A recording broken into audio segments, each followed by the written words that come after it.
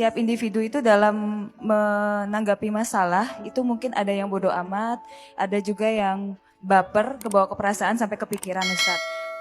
Pertanyaan saya, Ustadz, bolehkah seorang Muslim itu meng-cut off atau memutus silaturahmi terhadap orang yang toksik? Jadi unfollow orang lain itu nggak masuk kategori memutuskan silaturahim. Apalagi cuman ngeblok mantan. Nggak disebut memutuskan silaturahim. Itu kalau mantan ngomong kamu mutusin silaturahim, dia aja yang sebetulnya diam-diam pengen balikan. Itu nggak masuk dalam definisi memutuskan silaturahim. Yang disebut memutuskan silaturahim itu kalau kita tidak mau berkasih sayang, tolong menolong dengan saudara. Khususnya saudara yang masuk dalam tanggungan kewajiban kita. Wali, saudara, saudara seayah, saudara seibu, ponakan, paman, kakek, ayah, dan seterusnya. Itu tuh yang wajib sekali untuk kita jaga silaturahim. Kalau kita dengan mereka udah bodoh amat, nggak peduli dengan kondisi mereka, nggak mau bantu mereka ketika mereka susah, berarti kita memutuskan silaturahim. Dan memutuskan silaturahim salah satu dosa besar. Dan dampaknya dua, satu doanya nggak akan diterima, dua amalnya bergantung antara langit dan bumi, nggak sampai kepada Allah. Bahaya loh memutuskan silaturahim itu.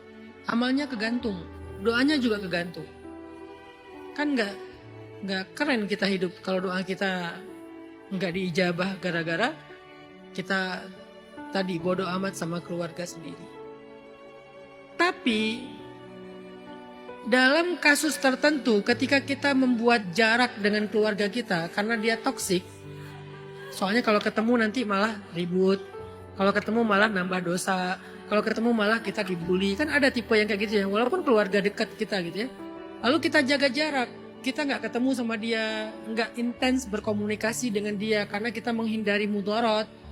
Dengan syarat kalau dia butuh apa-apa kita bisa bantu dan kita masih mau membantu, walaupun nggak harus ketemu, berarti kita masih menyambung silaturahim.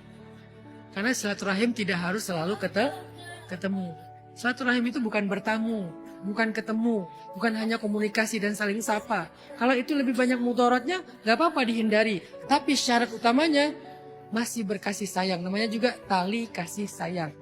Masih berkasih sayang. Bentuk kasih sayangnya apa? Peduli. Misalnya saudara yang toksik ke kita ini, yang kita jaga jarak dengan dia, tiba-tiba dapat musibah. Dia kelilit hutang pinjol kayak dia kecelakaan gitu.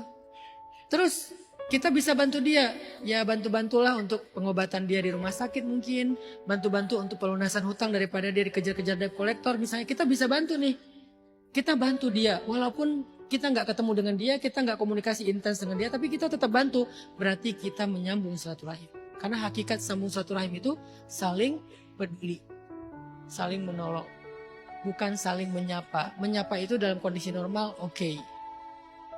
Tapi kalau dalam kondisi jahil, kondisi toksik, lebih baik dihindari. Supaya tidak bertambah mudarat. Sedangkan di luar ring keluarga, di luar ring darah, itu masuknya ukhuwah, bukan silaturahim.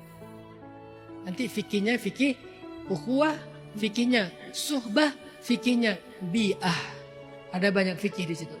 Ukhuwah artinya persaudaraan, suhbah artinya pertemanan, bi'ah artinya lingkungan. Tetangga itu bi'ah. Sahabat, suhbah. Ada adabnya. Tahadu, tahabu, saling berhadiahlah kalian supaya saling mencintai. Maafkan kalau dia salah. Innamal mu'minuna ikhwah fa aslihu baina akhawaykum. Mukmin itu bersaudara, saling islahlah kalau mereka berselisih. Itu fikihnya beda, tapi bukan fikih silaturahim. Sehingga kalau ada orang lain yang membutuhkan, kita bisa bantu, tapi kita nggak memprioritaskan mereka karena ada prioritas yang lain, kita nggak disebut memutuskan silaturahim. Kalau gitu nanti kita akan kena dosa memutuskan silaturahim dengan semua orang dong. Karena kita nggak bisa membantu semua orang kan nyatanya. Misalnya nih, pas dapat musibah ada dua. Satu keluarga kita, satu lagi orang jauh. Mana yang lebih prioritas? Keluarga. Apakah orang yang jauh yang kita nggak tolong itu berarti kita memutuskan silaturahim? Enggak, karena itu bukan fikih silaturahim, dia bukan keluarga. Tapi kalau nggak berbenturan, nggak harus memilih, ya kita tolonglah.